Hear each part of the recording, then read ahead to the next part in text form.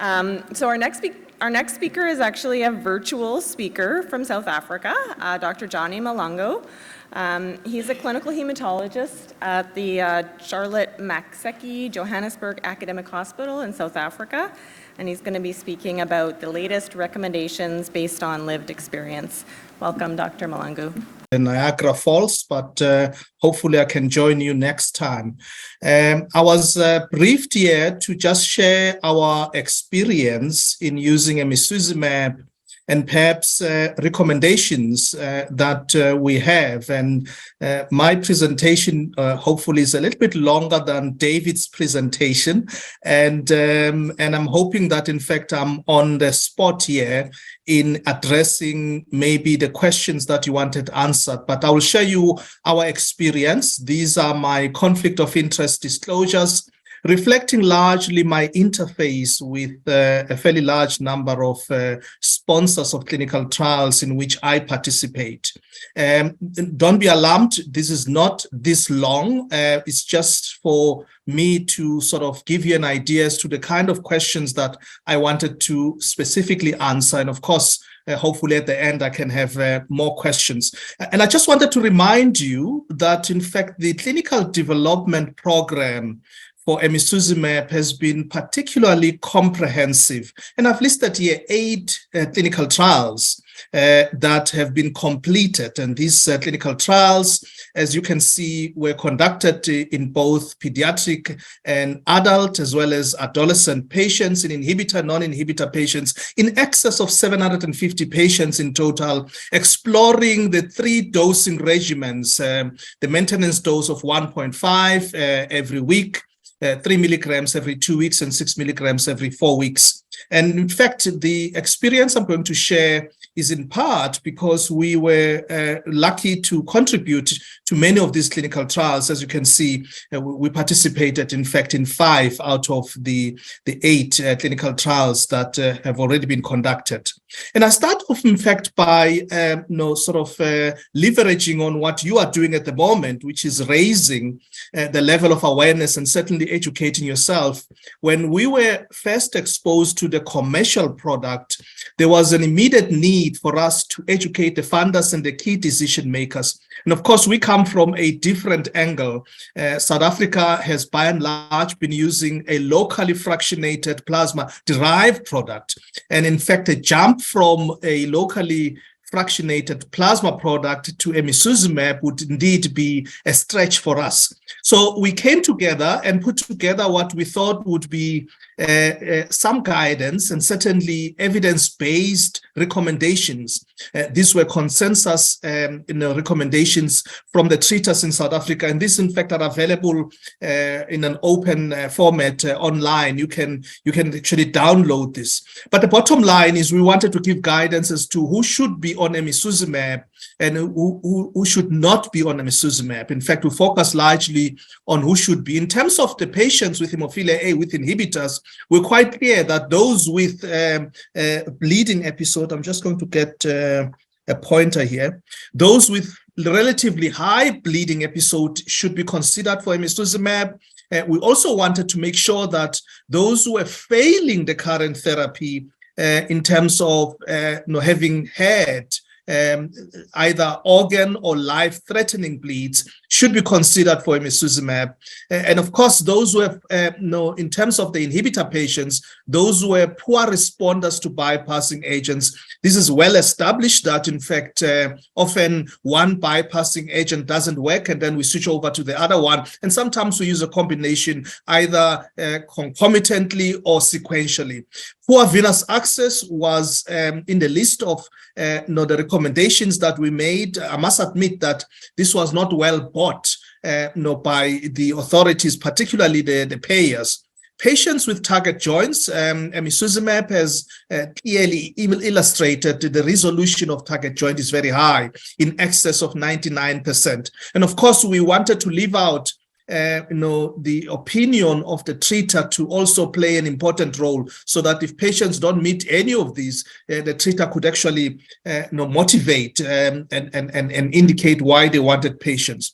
We also gave guidance for patients who were not having inhibitors with hemophilia A, and in fact they were not different. We're looking at high bleeders, life-threatening or organ-threatening bleeds, poor venous access, target joints, and of course, any other reason that was well motivated by the healthcare provider would also be included in this guidance. And we thought that, in fact, this was a very high level, very short communication that we put out there, so that at least there is a reference point for the payers and the decision makers to be able, and of course, each of these statements, I've removed the references here. Each of these statements is very well referenced in the literature, and in fact is backed up by data that has been generated in the literature. The second point I wanted to make is we started to rethink the bleed control. And we basically are now thinking of bleed control along three lines. Either there is controlled bleeding versus there is no controlled bleeding, or there may well be something in between, which is seemingly controlled bleeding. And I'll explain some of the features of these three scenarios. In a scenario of a controlled bleeding, one expects a zero bleed rate. Adherence to prophylaxis, current treatment is routine and accepted by the patient. And in fact, the patient may be adapting their lifestyle to avoid bleeds. This is in contradistinction to uncontrolled bleeding, where in fact the lifestyle it takes precedence over bleeding. In other words, the patient will carry on with their lifestyle despite the fact that they are bleeding. The patients may not be adherent to treatment and most likely in fact have target joints, and they live with the target joints, and often they suffer chronic pain and other discomfort associated with the bleeding. Now, seemingly control is somewhere in between, where the bleed rate is not zero, and it is definitely above zero, but patients actually do have a certain level of bleeds that they've accepted, that in fact I'm going to bleed, and that is me, that is part of the disease I've got. And they've modified their lifestyle to reduce the number of bleeds. The intention is not to eliminate the bleeds, but to reduce the number of bleeds. And the current treatment, in fact, is accepted by the patient as routine, and they may have some complications inevitably because they do bleed. And in fact, they may suffer the discomfort of having hemophilia and associated bleed. And I want to give you an example of what I would consider to be seemingly controlled patient. This is a 27-year-old patient from our clinic with severe hemophilia. In fact, he's a very, very well-educated individual. He's a biokineticist in a large private hospital. He's a keen golfer. He plays golf 2 to 3 times a week. And in fact, his genotype, I don't think it's relevant here. And the bottom line, he'd been on prophylaxis 3 times a week at 35 units per kg with excellent adherence. Of course, his background allowed him to do that. He's got no inhibitors. And in fact, he came to us and said, look, I've got this bleed that I'm living with. You can see the picture here that, in fact, it is a bleed. And it's a chronic bleed because it doesn't go away, despite the fact that this patient, in fact, has been on prophylaxis. We switched him over to emicizumab at the maintenance dose of 1.5 milligrams per kg. We didn't adjust any doses. And in fact, it resolved completely. There was no need for him to undergo any surgical procedure, which is what our colleagues were suggesting initially. And in fact, his quality of life, especially in the golf place, actually improved significantly. And that's what we mean transitioning patients from seemingly controlled to completely controlled. And that's a concept that we've started to identify in our patient. And we've also started to rethink hemophilic arthropathy. And I was listening in earlier on about the physiotherapy and the role of physiotherapy. And I'll give you an example of the kind of hemophilic arthropathy that I'm referring to here. This is a 16-year-old patient, severe hemophilia A. He lives very far from Johannesburg, which is the center where we actually are located. He gets 3 to 5 bleeds per month with very poor venous access. In fact, he's had a port inserted and removed because of infection. His infectious and musculoskeletal complications actually are unremarkable. The bottom line is his chronic synovitis just would not go away. He's missed 6 months of schooling with multiple bleeds, many of which are not treated. It could not be taken to the hospital because the hospital is also far from where he lives, and he could not play with his friends. In fact, his favorite sport is soccer. We put him on emicizumab, and in fact, the picture changed completely. As you can see, this is his knees. 18 months when he was already treated with emicizumab. What we thought initially would be an arthropathy that would ultimately require some surgical intervention in the future actually wasn't. It was just simply chronic synovitis that was resolved completely with emicizumab. So we're beginning to basically evaluate anyone who is in the list of undergoing surgery, or anyone requesting us, in fact, to have a look and see if we would like to refer him to the orthopedic surgeons. We tend to be very conservative.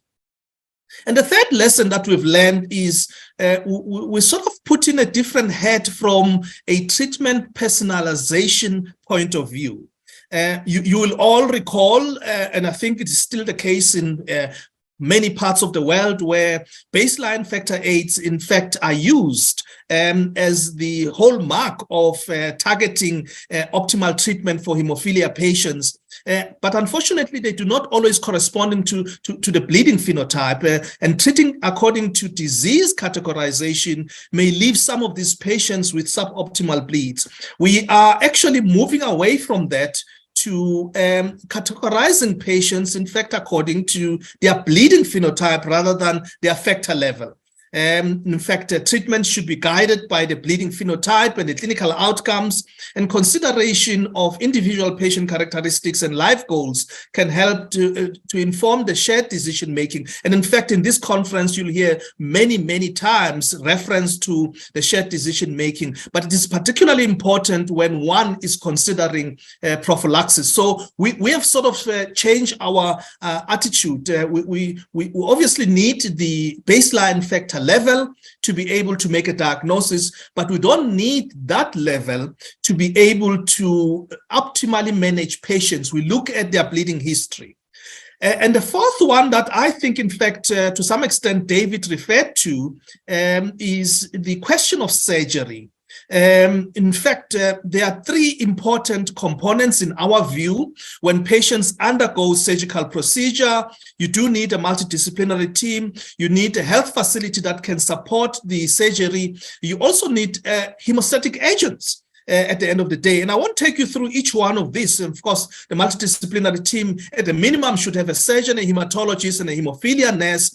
But what we used to do in the past in terms of the hemostatic agents was to ask the hospital to basically allow us to have unlimited access to factor, because we could never predict how much factor we're going to use in a patient, particularly in the context of patients with inhibitors. So we would basically write to the CEO and say, if you do see that we've used all of the factor in the hospital, it's because we're operating on a patient with inhibitors. We're actually beginning to change that. In the context of the surgeries that have been undertaken in our center in patients with the hemophilia with inhibitors, in fact, we can predict how much we're going to use because we use very little bypassing agent in the context of patients. And certainly in the past, we used to use a combination of these bypassing agents. I've yet to see a report where there has been a combination of an APCC and a recombinant factor VII being used in someone who's already got a baseline hemostatic cover with emicizumab. And then the other one that perhaps is something that we are beginning to rethink is how long do we actually keep the patients in what facility? We used to book our critical care facility for at least a minimum of a week, 5 to 7 days, so that if there are complications, the patients can be looked after 24/7.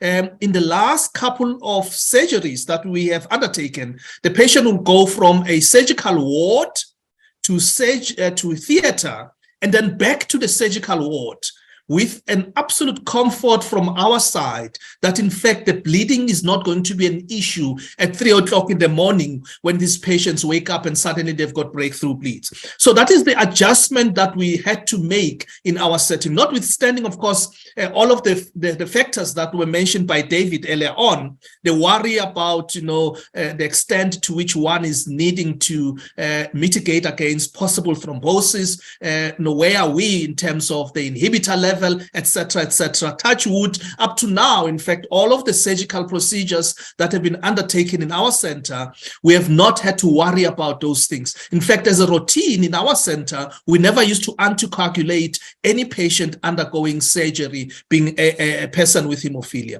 And I want to put this, in fact, as the last point here, that perhaps we've been practicing this for some time. We always use the whole vial for dosing patients. We are a poor country, and certainly, we don't want to waste anything. And I think there is data now to support that one can actually use a whole dose for emicizumab. This is data that was published last month, actually, from the Dutch group, where they looked at 112 patients with hemophilia who were receiving emicizumab between 2018 and 2022, and they were dosed whole vial at intervals, of course, at 7, 14, or 28 days. And the results, in fact, were actually quite consistent with the results of whole vial dosing when we're using ordinary factor VIII. When one looked, for example, at the therapeutic plasma concentration, there was no difference between label-based dosing and entire vial dosing. When one looked at the bleeding control, there was no difference between the label dosing and the entire vial dosing. And of course, if one is using the whole vial dosing, one could save, in fact, up to about 10% of drug wastage, calculated to be about 260 milligrams per adult patient per year, which is significant, of course, in resource-constrained environments such as ours. So this study, in fact, just emphasized to us, at least in a resource-constrained environment, that it is actually prudent on us to save, and the only way to save is to use entire vials. So we use the entire vial, in fact, as part of our practice on a day-to-day basis. That is all I wanted to share with you. And of course, I've made this a very short presentation so that I can take questions. If you've got any questions, back to you. Thank you very much for your attention.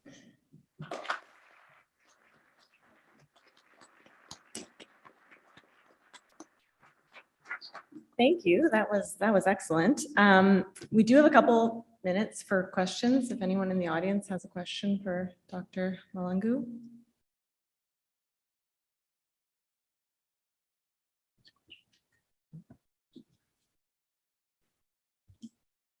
I have a question. Okay, yeah. I have a simple question for you. I saw just within your, and again, I'm just waking up this morning because I'm on Vancouver time, but I didn't see any priority based on age for patients that were suggested to be candidates for emicizumab. And we know that obviously early prophylaxis goes a long way in that life trajectory for patients with hemophilia. Could you just speak to that? Absolutely, and thanks for asking the question. In fact, we deliberately did not put it in our recommendation because it is a given that one should be preventing any complications of hemophilia. And in fact, the best time to do that is to prioritize pediatric patients. But we wanted to make sure that the authorities don't get the feel that the only people to be treated with emicizumab are adult and adolescents. So we did not put in age, but it is a given. In fact, if I look back now for the last 4 years, using the commercial product, the people that have been approved without any difficulty are pediatric patients. And we knew that would be a preference for the payers, that they would, because of their small size, and of course, rationally, we want to prevent disease rather than treat disease, those would be included. But I mean, it's something that we debated about, and we said it's a given.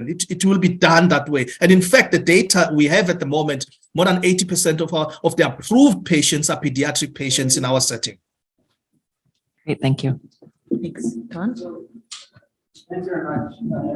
I really appreciated the looking at using whole vials and not wasting product. We're sort of stuck, of course, we have to follow the label or we get in trouble. But you're in a more constrained environment. And one of the questions is, can we go lower? Do you really need to give the full dose? 6 milligrams every 4 weeks almost certainly has a much lower plasma level at the end of that time than 1.5 milligrams every week. Do you really have to give as much as we give? No, thank you very much. I think that is an important question currently being addressed with data that is being generated around the world. I'm aware of at least 3 studies that are looking specifically at low-dose emicizumab. And I don't want to talk much about it. I think data can speak for itself. But to answer your question, can we use lower doses? The pharmacokinetics suggest that, yes, we can. The question that one needs to ask is, what is the threshold at which one is comfortable? We are all aware that we are raising the level at which we want to see the factor level all the time. We used to think that converting patients from severe to moderate was a great idea. In fact, the guideline from Europe and then I think from North America as well now suggests that anywhere above 5% is more acceptable than below 5%. And in fact, with the newer therapies, some of which, in fact, I learned recently that are approved in Canada, we think that, in fact, even higher than 5, in other words, 10 to 15 will be much more acceptable. If you look at the pharmacokinetics of emicizumab, if you start lowering the dose, it becomes a question of how many bleeds do you want to allow? And that becomes, of course, a practical as well as an ethical question for the patients. Thank you. That was wonderful. We're going to move on to our next talk. In the interest of time, we have one.